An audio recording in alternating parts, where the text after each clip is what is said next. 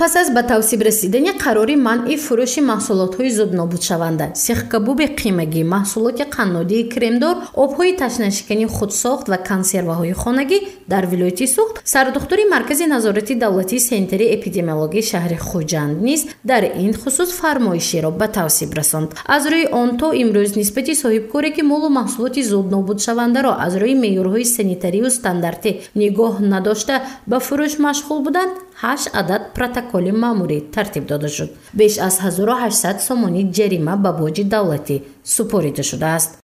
همه صاحبکاران راهبران مؤسسه‌ها عادی منع محصولات تیز نابود شده کارهای فهماندهی گذرانده شد و در پس از آن هفته گذشته از طرف متخصصان ما در بازارها و مرکزهای سودا عادی این مسئله کاربری کرده شد. هنگام کاربری نمودن از طرف متخصصان ما اون محصولاتی که به طلبات و معیارهای سانیتری جوابگو نمیباشد، این از جمله نوشاک‌های تشنشکنی که در شرایط خانگی تیار کرده می شود، اون محصولات‌های گوشتینی قیمگینی که در به شرایطی که به طلبات معیارهای سانیتری جوابگو است استحصال و به فروش گذاشته می شود. البته از طرف متخصصان ما همه این محصولات ها مصادره کرده شد. من گفته میگذارم کمپوت که در شرایط خانگی تیار کرده شده است 65 لیتر، کوکتیلی که به معیار و طلبات سانیتری جوابگو نمی بود 45 لیتر، دوغاب 88 لیتر، مرز 75 کیلو، یخنی کالاپوچه زیاده از 35 کیلو از فروش بازداشته شد. لیکن باید چه گفته نمونم که ارگان ما ارگان نظارتی می باشد، باید که هر یک خودی صاحبکار، راهبر مؤسسه، راهبر بازار، یعنی که خودی صاحبکاری که فروش محصولات های خوراک‌آوری مشغول می باشد، باید که خودشون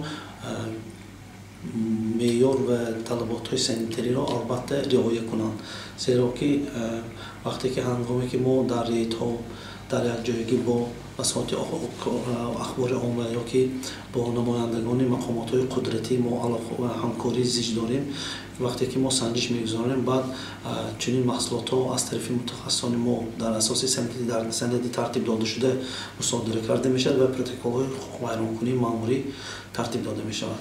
منع فروش محصولات زود نابود شونده، سیخ کباب قیمگی، محصولات قنادی کرمدار، آبهای تشنشکنی خودساخت و کنسروهای خانگی 5 ماه ادامه میکند. قرار سرداری مرکزهای نظارتی دولتی و سنتری اپیدمیولوژی در شهر و ناحیه‌ها از سنه 1 ایون بکار کرده میشد، ولی دوام 5 ماه از استعمال این گونه محصولات ها خودداری باید کرد. اگر آن به حالت سانیتری جوابگو نباشد، احتمالات زهرآلود شوی وجود دارد. همه محصولات های زود نابود شونده در حالتی نادرست نگاه داشتن، در حالتی در یخدان ها نگاه نداشتن، صفت خود را تیز گم میکنند. مخصوصا محصولات های زود نابود شونده شیری و گوشتی، مثلا گوشت قیمه، محصولات های شیری، از آن جمله منین کالا پوچک، از آن جمله منین هر گونه خورش هایی که تیار کرده میشن از در طرف کدبان ها، حتما باید که این محصولات ها در حرارت خنکی نگاه داشته، یعنی یخدان ها باید که به طور وسیع استفاده برده شود، مخصوصا در فصل تابستان. البته از آمد سال معلوم است که هوا امسال بسیار گرم می شود، برای همین کدبان ها را لازم است که همه یخدان ها را سنجش گذرانند. مدیران آشخانه ها، طربخانه ها، قهوه خانه ها حتما باید محصولات را در حالت خنک نگاه دارند، در علاهیدگی، مثلا محصولات گوشتی علاهیده، محصولات شیری علاهیده، محصولات های قنادی علاهیده حتما باید نگاه داشتند. اینچنین باید که سیخ های قنادی باید دانند که در موسم تابستان استحصال نمودن موادهای کرمدار قطعا منع کرده شده است. یعنی آن سیخ‌هایی که محصولات قنادی استحصال میکنند، یعنی یخدان‌هایشان با حرارت سنج باید که تامین باشند.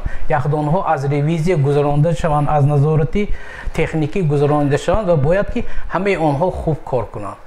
шӯъбаи гигиенаи хӯрокии маркази назорати давлатии санитарии эпидемиологии шаҳри хуҷанд ҳолати санитарии 1331 объектро мавриди санҷиш қарор медиҳад. дар давраи манъи фурӯши маҳсулотҳои тезнобудшаванда 156 маҳсулоти хӯрока мусодира карда шуд, зеро ин маҳсулотҳо ба талаботи гигиенӣ ҷавобгӯ набуд. ҳамчунин давоми 5 моҳ ин шӯъба 364 килограмм маҳсулоти хӯрокаро бинобар ҷавобгӯ набудан ба талаботҳо мусодира ва безарар кардааст.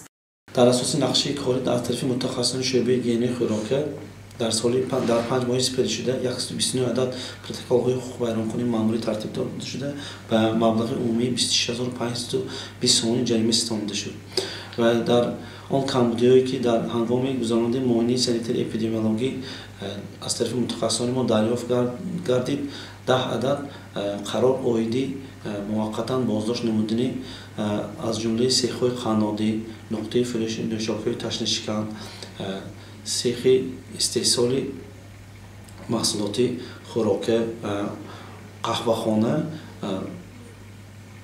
қарор ба тасвиб расид. баъди бартараф намудани камбудиҳои ҷой дошта баъд бо иҷозат оиди фаъолияти корӣ дода шуд. қарори мазкур яъне манъи фурӯши маҳсулотҳои зуднобудшаванда то санаи 1 октябр идома мекунад. мақсади асосии манъи фурӯши маҳсулотҳои зуднобудшаванда ин пешгирии бемориҳои сироятӣ ва сар назадани заҳролудшавӣ аз ғизо мебошад. гузориши мафтунушкур ва наимҷон Оюбов барои барномаи иттилоотии хабар.